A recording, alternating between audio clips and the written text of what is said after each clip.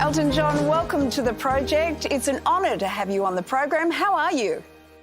I'm very well, thank you. I'm having my operation to have my hip replaced tomorrow morning. So I'm looking forward to getting that done because it's been bugging me for a while.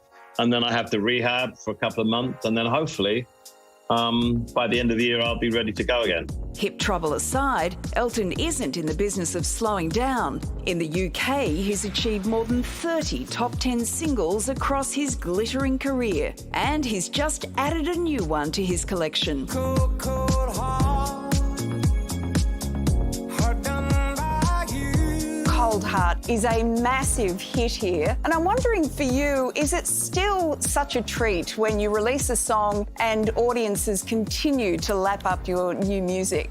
Well, for someone of my age group, it's an incredible buzz because I don't really think I've had a hit single for a long, long time. And I have to thank Now from Australia for putting the track together and for Dua Lipa to adding her voice, because without them, I wouldn't have a hit.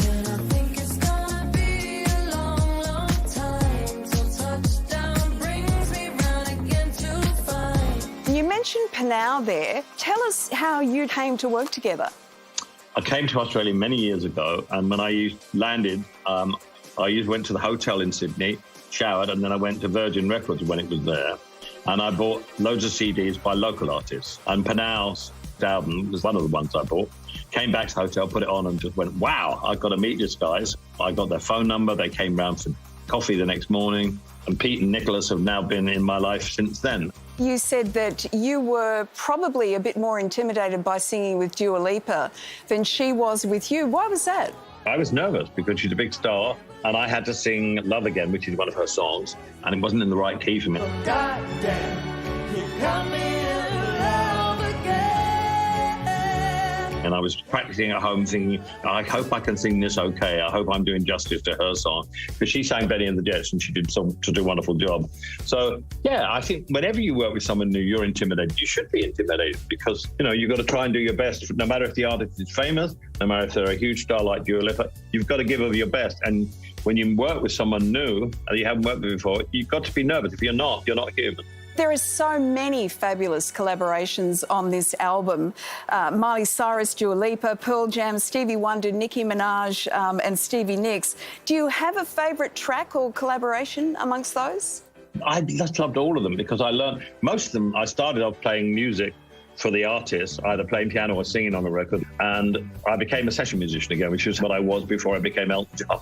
And I suddenly realised that I was in Studio 2 in Abbey Road in London, playing on Little Nas X, singing on Little Nas X, singing on Glen Campbell. I thought 54 years ago, I was here doing the Hollies, He Ain't Heavy, He's My Brother, playing on that. And now here I am 54 years later doing the same thing again, and I'm absolutely loving it. I'm a rocket man. Rocket man, running out of shoes off here alone. Elton's stellar career was laid out in the biopic Rocket Man that documented the star's battles with addiction, as well as featuring all his biggest hits from the past 6 decades. It's never going to last. Wow. Just enjoy it while we can, right? Of all of your incredible back catalogue, Elton, is there one song in particular that you love more than any others? I know that's a bit like asking you to choose between your kids. Well, over the years, it's changed. I mean, your song is an ever-present because it's, you know, I've never grown tired of singing that song. But I would have to say the song I love singing more than anything now is Tiny Dancer. Hold me closer, tiny dancer. Count the headlights on the highway. It wasn't a big hit when it first came out, so I didn't include it so much in my set list. And now it's because of Almost Famous. It became the film Almost Famous, rejuvenated the song. Hold me closer, tiny dancer. I don't know, I'm very lucky to have so many things to choose from.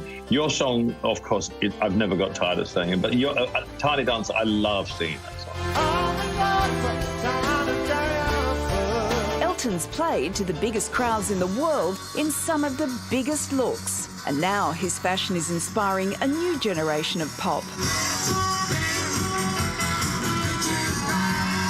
I love young artists to go out and have fun with clothes. That's what I did. I mean, I wasn't your normal svelte teenager. I mean, I wasn't fat or anything like that when Elton John came out, but I wasn't skinny and lean. And so I had fun with clothes, and they helped me because I sit at the piano and don't move around. It was part and parcel of what I was, who I was, and the freedom that I wanted to express through my clothing. And it's always great to see young people have fun with clothes. I mean, when the punk movement came around, I was sitting in bed thinking, God, if only I could be young now. I'd love to, have a mohawk and, do all that. Lil Nas X is another one who's obviously taken some inspiration from you. Do you see some of yourself in him? A lot, yeah. I mean, we're both gay people from different backgrounds and different, chunks of society, and I'm so proud of what he does. He just has fun, and you never know what's going to come out next from the video or the songs, because we're both, the same kind of person, but in different circumstances. He's pushing the envelope, and in hip hop, that's hard. And he's being very brave, and he doesn't give a monkey's about it either. A lot has changed since you came out in the 70s. Are you happy with the progress that society has made in that time? We've made huge progress in certain sense. I mean, I was able to have a civil partnership. I was able then to get married. I mean, I never thought in my lifetime that would be possible. So yes, but then no, because in certain countries that aren't so civilized, and in Africa and places like that, gay people have a horrendous time. It's illegal. They can be killed for being gay. And it's very sad. You think, come on, we've made so much progress. People are people. I'm lucky in the fact that, I'm in show business, and that's, it's easier to come out. Goodbye, Alabama Road, where the dogs of society hide. The Rocket Man has hit the stage more than 4,000 times in more than 80 countries, with Australia holding a special place in his heart. The pandemic really messed up your farewell tour. I was lucky enough to be there in Sydney at your last concert in Australia. I was the guest of the late, great Michael Gudinski. So It was such a privilege to be there. Absolutely heartbreaking. What a lovely, lovely, lovely man. And what an amazing job he did for Australian music. He just loved music. He loved Australian artists. He loved foreign artists. Whenever I came to Australia, whether I was touring for him or not, he used to come to the show.